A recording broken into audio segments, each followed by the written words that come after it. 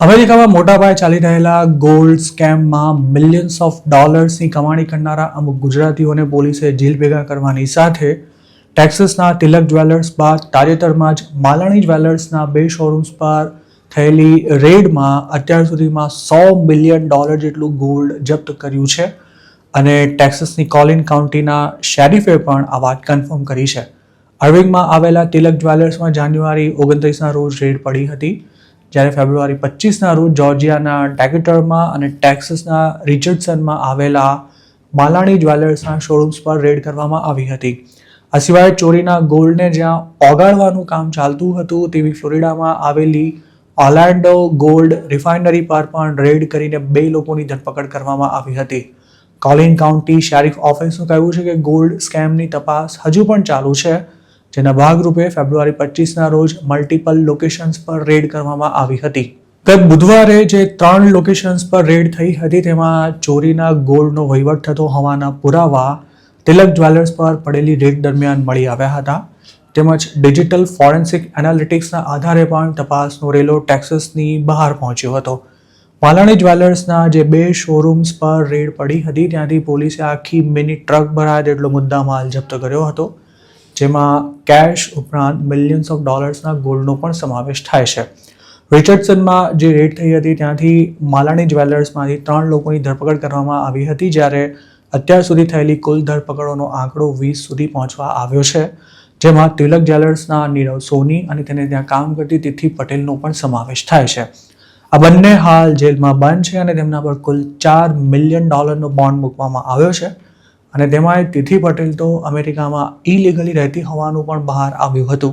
Choline county શેરિફના જણાવ્યા અનુસાર ચોરીના ગોલ્ડનો વહીવટ કરતા લોકોને શોધવા માટે છેક 2025ની શરૂઆતથી જ તપાસ ચાલી રહી હતી અને પાક્કા પુરાવા મળ્યા બાદ સૌ પહેલાં તિલક જ્વેલર્સ અને સાયમા જ્વેલર્સ પર રેડ કરવામાં આવી હતી અને પછી માલાણી જ્વેલર્સનો નંબર લાગ્યો હતો.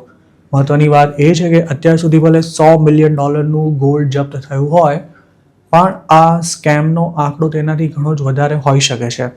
ઇન્ડિયાથી ચાલતા ફેક કોલ સેન્ટર્સ દ્વારા અમેરિકાના સિનિયર સિટીઝન્સને ડરાવી ધમકાવીને તેમની પાસેથી પડાવાયેલા ગોલ્ડને ઓગાળી તેમાંથી દાગીના બનાવી બજાર ભાવે કસ્ટમર્સને વેચવામાં આવતા હતા અને સાથે જ તેને અમેરિકાની બહાર પણ મોકલી દેવાતા હતા. એવું પણ જાણવા મળી રહ્યું છે કે આ કૌભાંડમાં કથિત સંડોવણી ધરાવતા ટેક્સાસના એક ગુજરાતી હાલ ઇન્ડિયામાં જ છે અને વડોદરામાં રોકાયેલા છે, પણ પોલીસની ભીંસ વધવાને કારણે તેઓ US સિટીઝન હોવા છતાં પણ અમેરિકા જઈ શકે તેમ નથી. ચોરીનું સોનું ખરીદીને લાખો ડોલરની કમાણી કરનારા આ ગુજરાતીનો ધંધો પણ હાલ બંધ થઈ ચૂક્યો છે.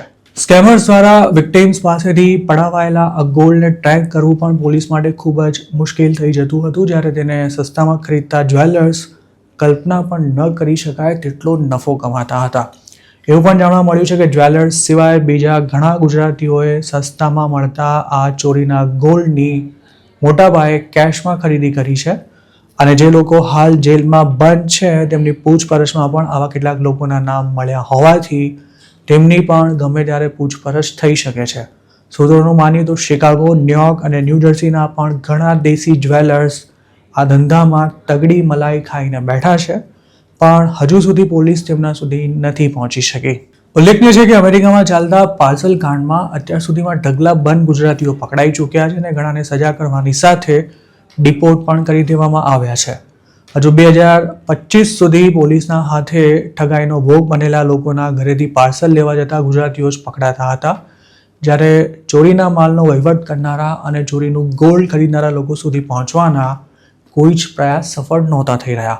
જોકે 2026ની શરૂઆતમાં જ તિલક જ્વેલર્સ પર રેડ પડતા આ ધંધા સાથે સંડોવાયેલા કુરિયરથી લઈને તેમાં મુખ્ય ભૂમિકા નિભાવનારા સૌ કોઈ લોકો ટેન્શનમાં આવી ગયા હતા અને આ સ્કેમમાં ધીરે ધીરે ધરપકડોનો આંકડો પણ વધી રહ્યો છે, જેમાં એક ટ્રીપના $200-500 કમાતા લોકોથી લઈને મિલિયન્સ ઓફ ડોલર્સ છાપીને બેઠેલા મોટા માથાનો પણ સમાવેશ થાય છે.